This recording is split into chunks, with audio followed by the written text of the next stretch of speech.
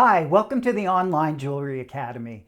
I'm Professor John Ahr and I'm your instructor. In this video, I want to answer a question that I've received many times from viewers. People often ask me, what's the best way to organize my bench or my studio space? Well, there's a camera on me and you can see what I'm doing in this studio, but I can't see what you're doing in your workspace. So instead of telling you how you should arrange your tools for the type of work that you do, I'm going to show you a few things that I use on my bench or in my studio. Since the Safer at Home orders went out in late March of 2020, I've been spending some time on improving the organization in my work area. Also, I've been thinking a lot about how our grandparents and great-grandparents coped during the Great Depression. I've been inspired by the thrifty upcycling and repurposing that they did to solve the problems that they encountered. If you follow the OJA on Instagram or Facebook, you might have already seen some of the more humble solutions that I've come up with for organizing my studio. They seem like they're pulled right out of yesteryear. For example, I posted that I found inspiration in the pages of this book, Everyday Things Wire. I sure have plenty of wire in my studio, as I'm sure you do, and I decided to make this wire hook rack. Now, I don't do wire wrap jewelry, and my project is definitely not as beautiful as the objects in the book, but I managed to make something that gave me a way to maintain and store some of the drawing implements that I regularly use. A couple of other items that I showed on social media are these two storage blocks. These fit on top of my jeweler's bench and allow me to organize and store lots of small items. I made this one to hold small and large needle files as well as bundles of saw blades. This larger block holds burrs and other flex shaft tools. What's great about it is that it's large enough to allow me to set up my flex shaft tools in the order that I plan on using them. But the best part is that they were essentially free to make from scrap lumber. And by painting them my favorite color, I've added a little bit of my personality to my workspace. By the way, I measured and planned each of the holes on these blocks, and I used an awl to initiate the hole. Drilling wood is much easier than drilling metal, but I used the same drilling techniques from the Online Jewelry Academy's video entitled Basic Drilling Techniques for Metal Jewelry.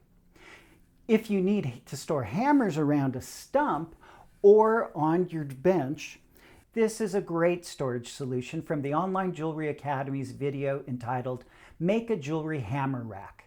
The rack is made from scrap wood, roofing nails, and a web belt from the thrift store. By the way, with a bit of modification, this rack could be used for file storage. Speaking of file storage, here's an example of a metal file storage rack that you might find in a larger studio. It's obviously big and heavy. Now I could make something similar out of wood that would be a lot lighter, but I don't have room in my studio for a big rack like this. So I came up with a different solution. I ordered some stackable plastic baskets and some 1-inch thick upholstery foam. Using templates that I made from mat board stock, I cut foam pieces that would fit snugly into the baskets. Then I modified the foam to fit my files.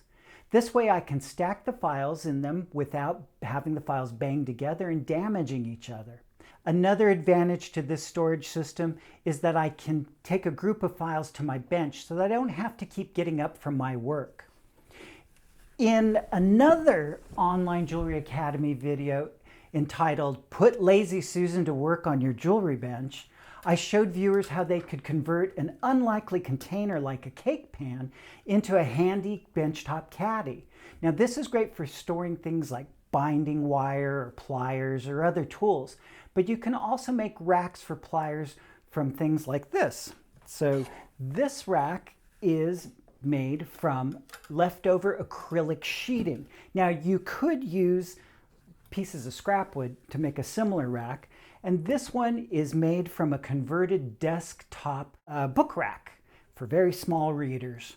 But you can easily place pliers on both of these. And now the way that I secured this one was with a piece of wire. Again, you can come up with many solutions. Now, if you're like me, you probably have multiple projects in process at all times. And the best way to deal with that, to keep things organized, is to use small parts holders. Now, you can use any sort of small containers that you have around your studio. I personally like using things that add a bit of personality to my workspace or just make me smile. This celluloid tray was actually part of my grandmother's vanity. One of the most important tools that you can utilize in your workspace is a label maker. Now, I've used my label maker to convert file folders to organize various grits of sandpaper, but you could use this same approach to organize your collection of wire. I hope that this video has inspired you to get your studio organized. Remember, there are over 300 videos full of helpful tips and tricks on the Online Jewelry Academy's website at onlinejewelryacademy.com. Subscribers to the Online Jewelry Academy's YouTube channel receive notifications of new videos and live streams when they hit the notification bell. We also regularly post to Facebook and Instagram. Thanks for watching, and thank you for your support.